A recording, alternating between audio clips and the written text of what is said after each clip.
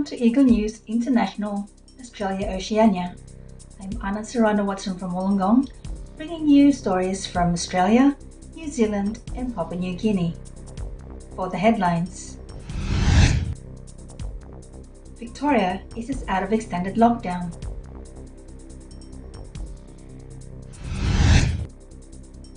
Sydney protesters call for freedom as fear of full lockdown escalates. New South Wales aims to redirect vaccines to high school certificate students.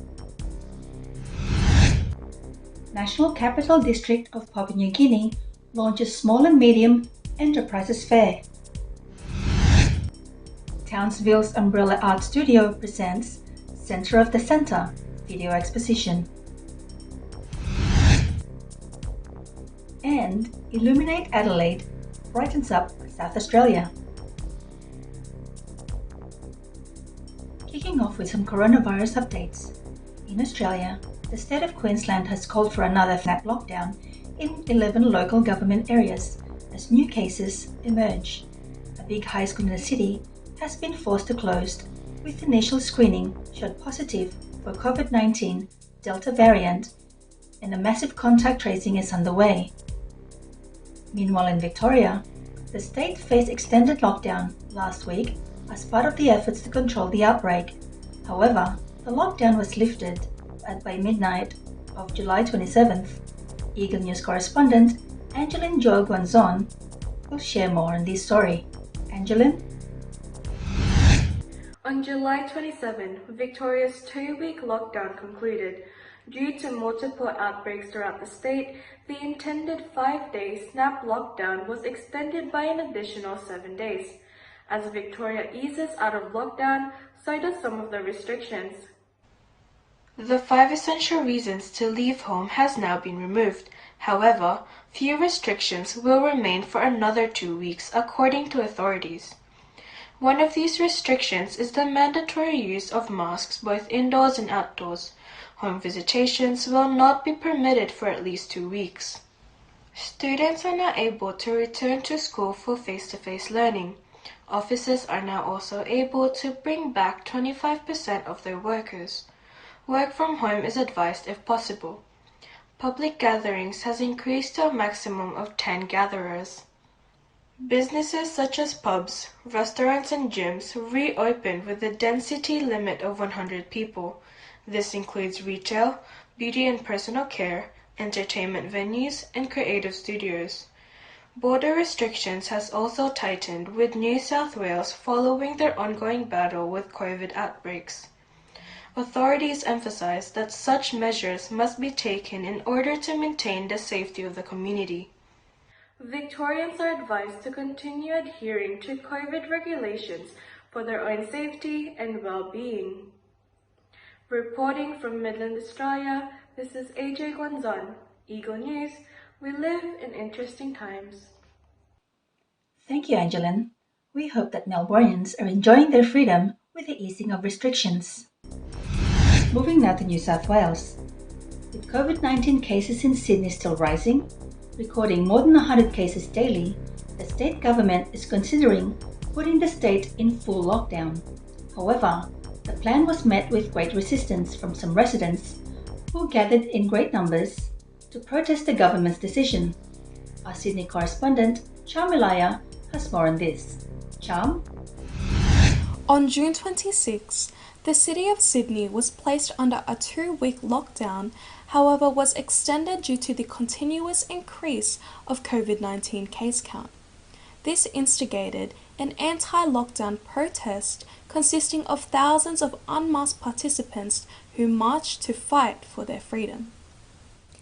The anti-lockdown protest was held on July 24 with more than 3,000 unmasked participants marching down the streets in Sydney's Victoria Park to Town Hall. The rally began peaceful, consisting of people from different backgrounds, religion, socio-economic background, ages and genders, all united under the Australian flag defining their perspective of freedom. They carried signs expressing their call for freedom. One read, This is not about a virus, it's about total government control of the people. The protest rapidly erupted into a protest of fury and anger, causing 57 people to be charged. New South Wales Premier Gladys Berejiklian expressed her disappointment and heartbreak, finding it inconsiderate amidst the high daily case count. This lockdown has demonstrated that Australia has the right to speak and state their opinions. However, there are alternative strategies that are safer to raise their voices and convey their message. Unfortunately, what was hoped to end the lockdown has caused a reason for a prolonged extension with tighter restrictions.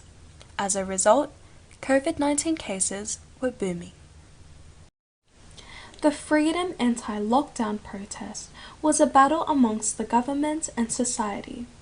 But to see an end to this lockdown, it is advised to adhere to these guidelines for not only our safety, but for our friends, families, citizens, as well as our country. Reporting from Sydney, Australia, Charmalaya, Eagle News, we live in interesting times. Thank you, Charm. We hope New South Wales will recover soonest. Still in Sydney, the New South Wales Premier, Gladys Berejiklian, announced the state's plan to distribute vaccines to Sydney's high school certificate students in support of the return for the second semester. This entails redirecting vaccines initially targeted towards regional areas. Let's hear more from our correspondent, Abigail CARUNGAY. Abigail? In a press conference on July 28, New South Wales Premier Gladys Berejiklian announced an ambitious plan for Year 12 students across Sydney to return to face-to-face learning by August 16. In the 8 COVID-19 hotspot local government areas where restrictions have been heightened, students will be provided with a Pfizer vaccine before they return to school for their HSC trial exams. The Kudos Bank Arena in Sydney Olympic Park is planned to become a mass vaccination centre for students of the 8 LGAs. The government will be redirecting up to 40,000 doses from its regional supply towards Sydney. It is planned to vaccinate Year 12 students 16 to 18 years of age over a period of 5 days. Students will only have one jab before returning to school. There are also plans to implement rapid antigen testing at schools, which are faster than regular PCR diagnostic tests but have a higher chance of returning false results. The plan has been criticized by teachers' unions, doctors, and regional representatives. While vaccination lowers the risk of hospitalization and death, breakthrough cases could still happen, especially with only a single dose of vaccine, increasing the risk of community spread of the highly contagious Delta variant. Angelo Gavrielatos, president of the New South Wales Teachers Federation, says that teachers' unions have not been consulted about the decision, pointing out that even if they are vaccinated with Pfizer, the potential remains for the disease to spread far and wide. It remains unknown whether the government can navigate the logistics of vaccinating thousands of students in such a short time frame. However, for now, Year 12's return to school is slated to go ahead. Reporting from Sydney, Australia, this is Abigail CARUNGAY. Eagle News. We live in interesting times. Thank you, Abigail. We hope that the vaccination efforts will yield success this coming week. After the break, let's learn more about the launching of the Small to Medium Enterprises Fair in Papua New Guinea's National Capital District. Plus, we'll explore the art scene in Townsville as the Umbrella Art Studio presents Mel O'Callaghan's Centre of the Centre video exposition. And join us as we take a look at Illuminate Adelaide as it brightens up South Australia. All these stories when Eagle News International Australia Oceania returns. Stay with us.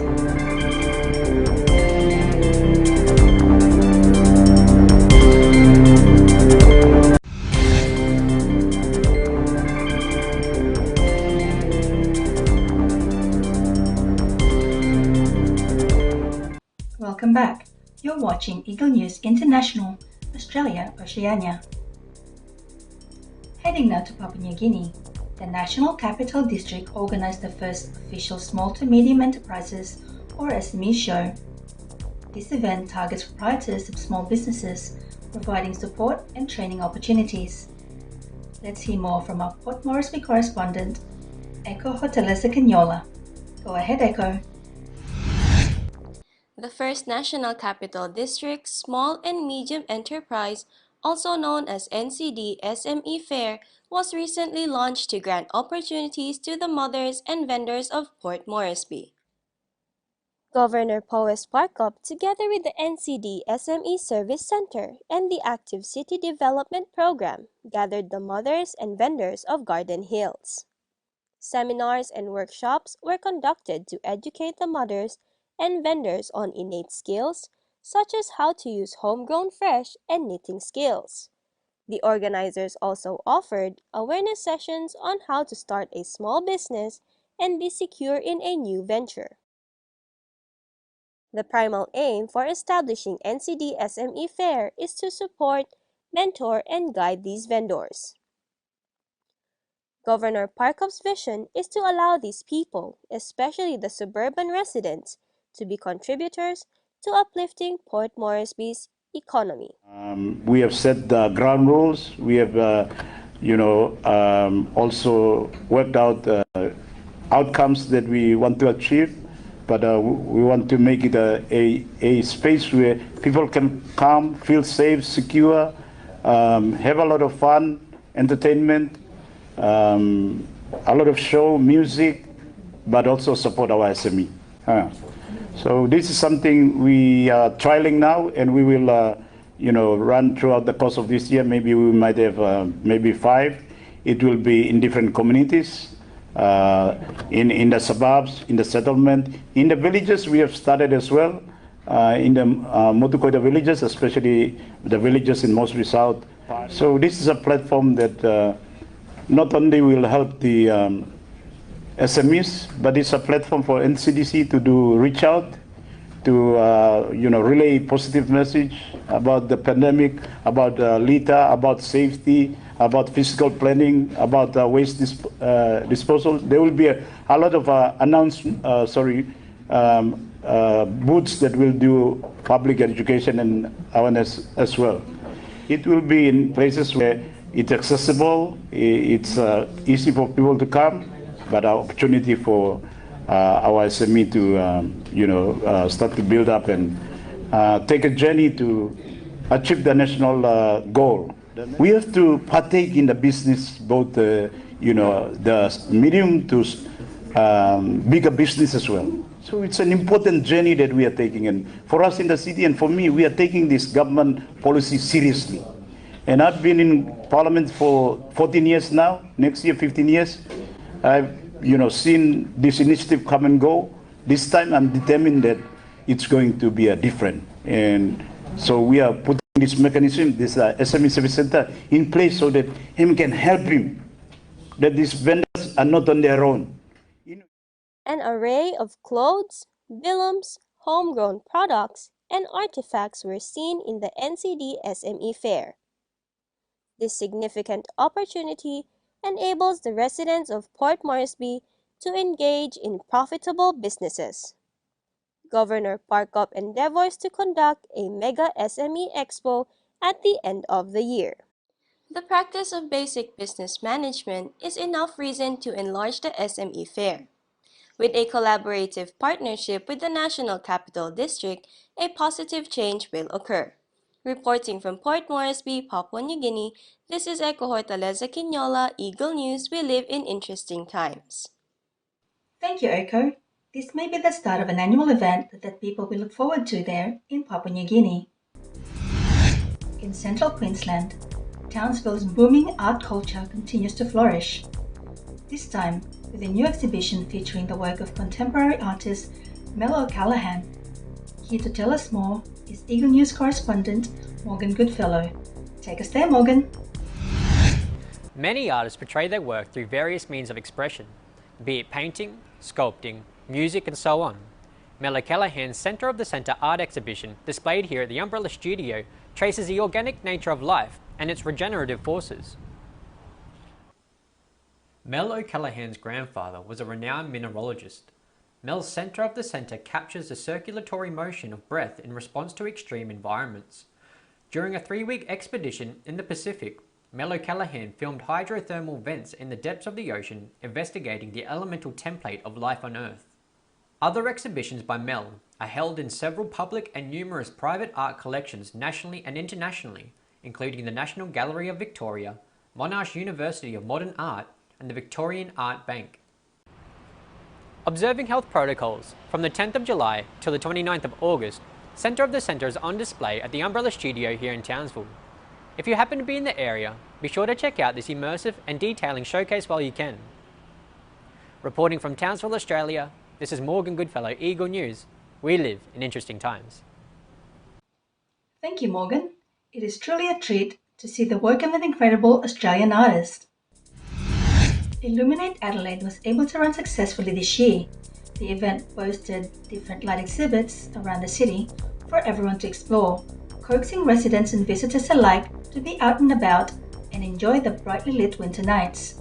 Our Adelaide correspondent, Gladys D. David, is here to walk us through. Gladys?